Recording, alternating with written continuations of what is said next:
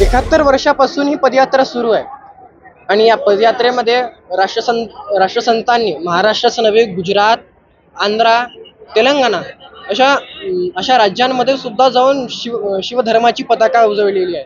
तिथं जाऊन ते प्रचार केलेले आहे आणि म्हणूनच त्या राज्यांमध्ये सुद्धा अप्पांचे भक्त आहेत आणि अप्पांच्या भक्तीपोटी आपल्या मनमत माऊलींच्या प्रेमापोटी बरेच राज्यातून भक्तगण या पदयात्रेमध्ये सामील होतात आणि त्यांच्या सोयीकरता आमची कमिटी आहे ती दरवर्षी या दुसऱ्या राज्यातून येणाऱ्या जनसमुदायाची चांगल्या प्रकारे सोय करते. अन्नदानाची सेवा असेल व भूदानाची सेवा असेल, अशा अनेक प्रकारातून आपली ही कमिटी व जे काही दान करणारी व्यक्ती आहेत ते आपल्या या पदयात्रेमध्ये प्रत्येकाच्या गरजा सांभाळून घेतात.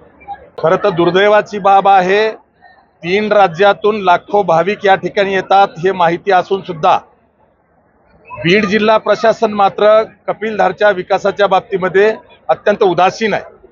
शिवा संघटनेने सातत्याने पाठपुरावा करून महाराष्ट्र सरकारमधले मुख्यमंत्री, उपमुख्यमंत्री, मंत्री यांच्याकडे पाठपुरावा केला आणि मी आपल्याला आठवण देईन, ब वर्ग दर्जा पर्यटन क्षेत्र मिळवून देण्यापर्यंत किंवा त्यानंतर शिवा संघटनेच्याच माध्यमातून 25 कोटी रुपयाचा विकास आराखडा सन 2016 मध्ये मंजूर झाला. त्यातला पहिला टप्पा म्हणून 11 कोटी 26 लाख रुपये महाराष्ट्र सरकारने निधी जिल्हा प्रशासनाकडे सुपूर्द केला आहे. पण मागचे 8 वर्षापासून केवळ 11 कोटी 26 लाख रुपये सुद्धा हे प्रशासन आणि ट्रस्ट खर्च करू शकलं नाही विकासावर. हे दुर्दैव आहे आणि हा निधी 11 कोटी 26 लाख खर्च केल्याशिवाय पुढचा निधी शिवा संघटना मागत असली तरी शासनाला देता येत नाही.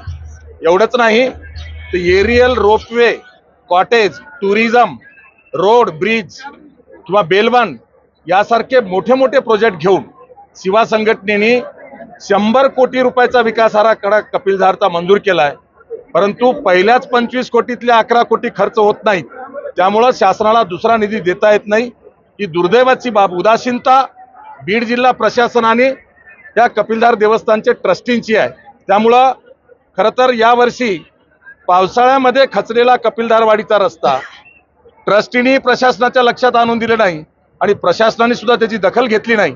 जेव्हा मला कळालं तेव्हा मी मागच्या मंगळवारी पालकमंत्री अजितदादा पवार यांच्या आणि पंकजाताई मुंडे यांच्या लक्षात आणून दिल्यानंतर त्यांनी फोन करून आदेश दिले, तरीही रस्ता मात्र बीडकडून कपिलधारवाडी मार्गे येणारा चालू झाला नाही. मोठी अडचण दिंड्या घेऊन येणाऱ्या भाविकांची आहे किंवा दिंड्यामध्ये येणाऱ्या पालख्या सुद्धा खाली जाऊ शकत नाहीत. हा आमच्या समाजाच्या भावनेचा अपमान आहे. याचा मी या ठिकाणी निषेध करतो आहे आणि याची दखल येणाऱ्या काळामध्ये या प्रशासनाला सरकारच्या माध्यमातून आम्ही दिल्याशिवाय राहणार नाही. खरं तर राष्ट्रसंत डॉक्टर शिवलिंग शिवाचार्य महाराज अहमदपूरकरांनी ही परंपरा 71 वर्षापूर्वी सुरुवात केली आणि आज शेकडो दिंड्या कपिलधार या ठिकाणी येत आहेत आणि शिवा संघटनेची स्थापना 28 जानेवारी 1996 झाली. तेव्हापासून शिवा संघटनेचा राज्यव्यापी मेळावा घेण्याची ही परंपरा या ठिकाणी आम्ही सुरुवात केली आणि 2002 सालापासून कपिलधार या ठिकाणी पंढरपूरप्रमाणे महाराष्ट्र सरकारच्या वतीनं शासकीय महापूजा सुरुवात करण्याची परंपरा शिवा संघटनेने सुरुवात केली. त्याच्या माध्यमातून ही परंपरा चालू आहे. लाखो भाविक आज कपिलधारच्या दिशेने आहेत आणि उद्या हा जनसागर कपिलधारमध्ये किमान 5 ते 6 लाख भाविक कपिलधारमध्ये येत आहेत. त्यांचा दर्शन होईल आणि त्यानंतर शासकीय महापूजा दुपारी 4 वाजता आणि त्यानंतर शिवा संघटनेचा राज्यव्यापी मेळावा संपन्न होणार आहे.